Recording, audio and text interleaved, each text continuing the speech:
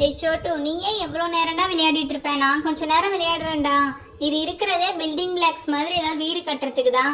ஆனா அது கட்டாம நீ பாட்டுக்கு பொம்மையை அடுக்கி வச்சுக்கிட்டு கார் அடுக்கி வச்சுட்டு விளையாடிட்டு இருக்க. இப்ப நான் ஒரு எவ்வளோ அழகான வீடு கட்டி காட்டுறேன் பாரு. சரி சரி, கட்டிதான் காட்டு பாக்கலாம். நீ என்னமோ ரொம்ப வாய் பேசுற. எப்படிதான் வீடு கட்டுறேன்னு சொல்லி பாக்குறேன். நான் விளையாண்டதை விட சூப்பராவா இல்ல மொக்கையா கட்டுறியான்னு சொல்லிட்டு. கொஞ்ச நேரம் பொறுமையா தான் இருடா.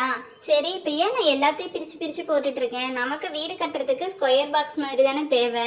ஏற்கனவே இருக்கிற ஸ்கொயர் பாக்ஸ் எடுத்து ஈஸியா அடுக்கி வச்சாவே வீடு ரெடி ஆயிடும். அது தெரியாம நான் வேற ஒவ்வொன்றா பிரிச்சு போட்டுட்டு இருக்கேனே. இப்போ ஒரே நிமிஷத்துல எவ்வளோ ஃபாஸ்டா கட்டன்னு பாக்குறீங்களா? ஷிவானி, நீ ஏன் எவ்வளோ நேரம் தான் இதுல வீடு கட்டிக்கிட்டு இருப்ப? இப்ப நான் அதுல கொஞ்ச நேரம் கட்டட்டுமா? இப்ப நீ 3 அடுக்கு மாடி கட்டிட்டு இருக்கல, அடுத்துதான் நான் கட்ட போறேன். அதுல எத்தனை அடுக்கு மாடி இருக்குன்னு சொல்லி நீ பார்க்க போற. எதை வேணாலும் கட்டு சானியா, நான் என்ன உன்னை சொல்கிறேன். சரி, அடுத்ததான் என்ன வீடு கட்டியாச்சு. வீட்டுக்கு என்ன பண்ணலாம்? காம்பவுண்ட் கட்டலாமா? காம்பவுண்ட் ஸ்கொயர் ஷேப்பில் தான் இருக்கும். ஸோ 4 பக்கமுமே இதை இதே மாதிரி அடுக்கி அடுக்கி வச்சிட்டோம்னா ஒரு காம்பவுண்ட் ரெடி ஆகிடும்.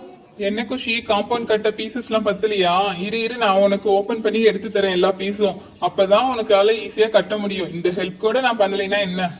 சீக்கிரம் கட்டிட்டு 2 பேரும் அந்த அண்ணன் நகருங்கப்பா.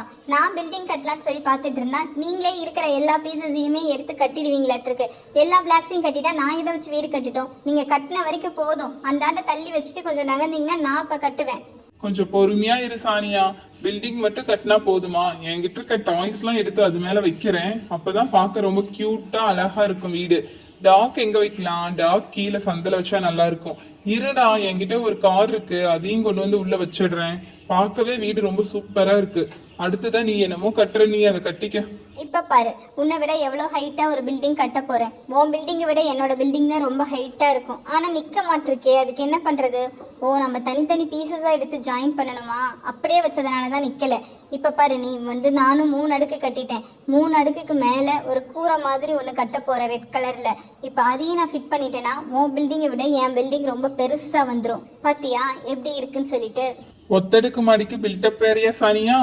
இதே போறதுக்கு முன்னாடி சப்ஸ்கிரைப் பண்ணிட்டு போங்க.